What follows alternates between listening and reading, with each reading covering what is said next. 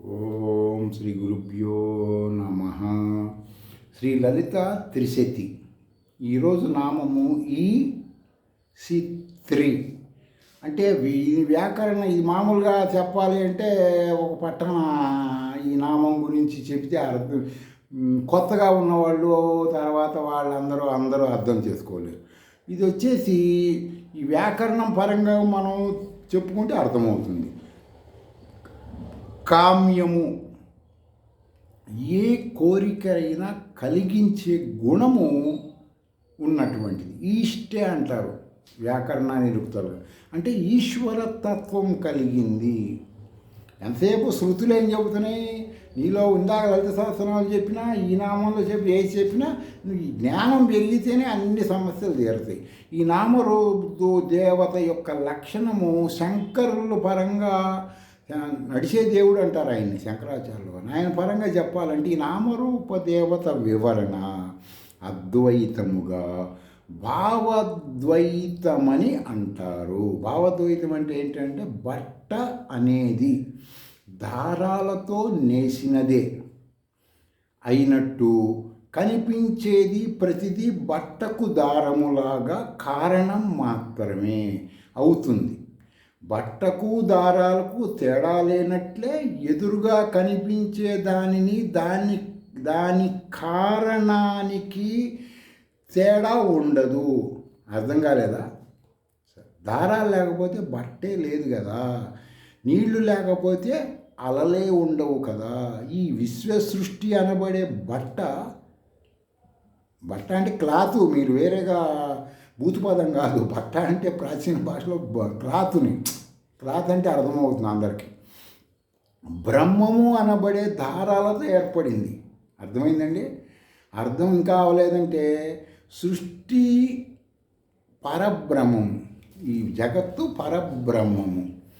తర్వాత వచ్చేసి ఈ పరబ్రహ్మములు దారం వేరు, క్లాత్ వేరు కాదు కదా. దారాల ద్వారా క్లాత్ ఏర్పడుతుంది. పరబ్రహ్మం ఓతప్రోతం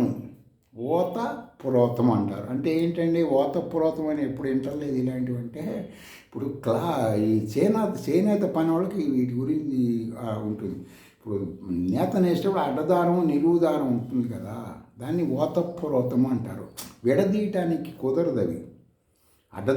చొక్క తయారైనాక అడ్డదారాలు తీసేయండి, నిలువు దారాలు తీసేయండి అంటే భూమి మీద ఎవడు తీయలేడు కదా.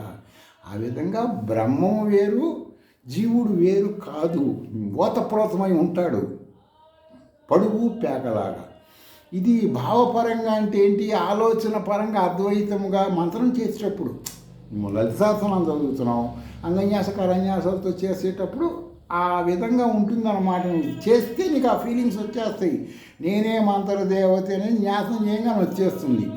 క్రియాద్వైతంగా కూడా దీని గురించి కొంత వివరణ చెప్తారు. ఈ నామరూపం గురించి శరీరములో మనస్సుతో కానీ శరీరంతో కానీ మాటలతో కానీ చేసే ప్రతి ఒక్క పని పరబ్రహ్మములోనే జరుగుతుంది. శరీరంలో కానీ మనస్సుతో కానీ ఈ ఇతరులతో చేసే ఏ పనులైనా సరే అన్న భావన అన్ని కర్మలని సమర్పించడాన్ని క్రియాద్వైతం అంటారు. ఋషులు తెలియజేశారు ఇవన్నీ కూడా. అర్థం కావట్లేదంటే మీరు ఇంకొంచెం వివరంగా చెబుతా. ఏ పని చెయ్యటానికి మాత్రమే మనకందరికీ అధికారం ఉన్నది. ఏ పనైనా నీ ఇష్టం వచ్చింది. ఆ కర్మ ఫలితం మీద నీకు అధికారం ఉండదు. ఏదైనా చెయ్యి. దీన్ని అఘోర మహర్షి దగ్గర శాండిల్య విద్య నేర్చుకున్న శ్రీకృష్ణుడు ఏం చెప్తున్నాడు భగవద్గీతలో?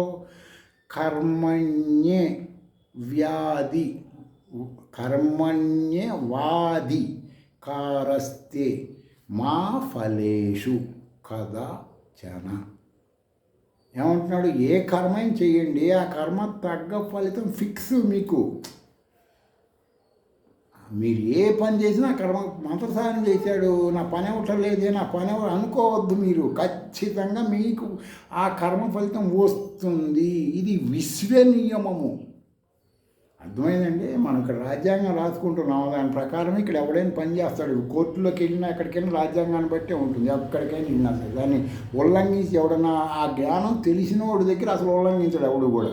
నువ్వు ఈ అద్వైతంగా ఈ యొక్క శ్రీ విద్యాలు పడే శృతి ప్రామాణికం చేసినప్పుడు నీకు అర్థమవుతుంది. నువ్వేది చేసిన పొద్దున కూడా ఒక గంట అనుష్ఠానం చేసావు, దాని ఫలితం నీకు ఖచ్చితంగా విశ్వ నియమం అంటారు దాన్ని, నీకు ఇవ్వక తప్పదు.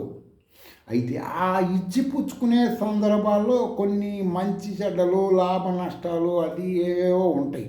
అవన్నీ మనకి ప్రారంభంలో అర్థం కాదు. అర్థం కాలేదని చెప్పి నువ్వు వేరేగా ఆలోచించవలసిన అవసరం లేదు. ఇవన్నీ ప్రామాణికంగా తీసుకోవడం కోసమే సాధకులకి ఋషులు వాళ్ళు వీళ్ళు చెప్పారన్నమాట. మానవుడు అనబడే ప్రాణి శరీరానికి ఏం చేస్తాడు మానవుడు? వాడికి నీవు ఎప్పుడైతే లోపల ఉన్నటువంటి స్ఫటికాకార జ్ఞానం తెలుసుకోవట్లేదు, నువ్వు తెలుసుకోకుండా ఏం చేస్తున్నాడు? శరీరానికి అన్నం పెడతాడు, నీళ్లు పోస్తాడు, ఆ తర్వాత అన్ని ఇంద్రియాలను బాగా తోముతాడు అన్నమాట. సబ్బులు పెట్టి కొత్త సబ్బులు మంచి స్మెల్ వచ్చి రుద్దుతూ ఉంటాడు. పొద్దున్నే దీన్ని తీసుకెళ్ళి ఈ శరీరాన్ని ఎక్సర్సైజులు కూడా చేయిస్తుంటాడు. తర్వాత చదువు నేర్పిస్తాడు, ఉద్యోగం చేయిస్తాడు. అత్యంత తక్కువ మంది మాత్రమే ఏకాగ్రత అలవాటు చేస్తారు ఈ శరీరానికి. తక్కువ మంది, చాలా తక్కువ మంది వాళ్ళు ఈ శరీరానికి ఏకాగ్రత నేర్పిస్తారు, మంత్ర సాధన నేర్పిస్తారు. అప్పుడు మంత్ర సాధన నేర్పించడం జరిగిందంటే మనం నేర్పించకపోతే ఒక రకం ఫలితం ఉంటుంది, శరీరంతో నేర్పిస్తే ఒక రకం ఫలితం ఉంటుంది. మనసుకు సేవ చేయటం అంటారు మంత్ర సాధన చేయటం అంటే.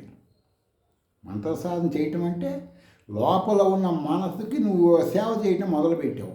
అది ఎప్పుడైతే నువ్వు దానికి సేవ చేయటం మొదలుపెట్టావో, పోయి నన్ను బాగా చూస్తున్నాడు రా అని చెప్పి ఇంకా అది బయట నుంచి అవుట్పుట్ని తొందరగా తీసుకోదు. అది నువ్వు దాన్ని ఎప్పుడైతే దాని మనసులో చూస్తున్నావు అనుకో, కాడు బిస్కటం కొబ్బరి నూనె రాసినట్టు దాని మనసుకి మంత్ర సాధన చేస్తున్నావు అనుకో, ఈ విధంగా అది అవుట్పుట్ని తీసుకోకపోయేసరికి ఇన్పుట్, లోపల ఉన్నటువంటి ఇన్పుట్ బుద్ధి అదేం చేస్తుంది? ఆత్మజ్ఞానం కలిగటం, వాస్తవ జ్ఞానం కలిగటం, ఇవన్నీ చేయటం మొదలు పెడుతుంది. శృతి ప్రామాణికమైన మంత్ర సాధన ద్వారా ఇవన్నీ మీకు అర్థమవుతుంటాయి అన్నమాట. శ్రీ విద్యా మంత్ర సాధననే తెలుసుకోండి. మీకు అనుమానం ఉంటే మెయిల్లో నేను నేర్చుకుంటానండి శ్రీ విద్యా మంత్ర సాధన శృతి ప్రామాణికంగా అంటే దానివల్ల ఏం తెలుస్తుంది? నేను లోపల ఉన్నటువంటి ఆ శివలింగం కానీ శ్రీచక్రం కానీ దాన్ని మీరు ఆ స్ఫటికాకారంగా ఉన్నదాన్ని అది పరబ్రహ్మంగా ఒక జ్ఞానం అనబడే దాన్ని గుర్తిస్తే, ఆ గుర్తించిన దాని నుంచి ఏమవుతుంది? పెరుగుతున్నప్పుడు చైతన్యముగా పెరుగుతుంది. చైతన్యం అంటే ఏంటి? బాగా ఒక కాంతి పెరుగుతుంది. శబ్ద రాశి అనబడే ఈ యొక్క మంత్రం బాగా వెడల్పుగా తేజస్సుగా మొదలవుతుంది.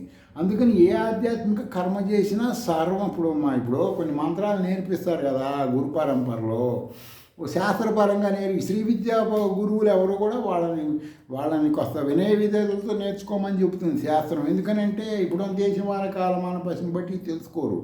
వాడు చివరిలో మంత్రం చేసిన తర్వాత ఏం చేయాలండి? సర్వం ఆ మంత్రదేవత పాదచరణార్పణమస్తు అని చెబుతుంటాడు గురువు ద్వారా వచ్చినవాడు. అది తెలుసుకోవడం లోపల ఉన్నటువంటి దాన్ని యాక్టివేషన్ అప్పుడు అవుతుంది. అది ఆ విధంగా ఉంటుందన్నమాట. శ్రీ విద్యా గురువులు సాధకులు చెప్తూ ఉంటారు, ఎవరో ఒకళ్ళు ఏదో మర్చిపోవటం కానీ ఆ విధంగా ఈ త్రిశతి నామదేవత కూడా అద్వైతంగానే మీరు తెలుసుకొని చెయ్యాలి.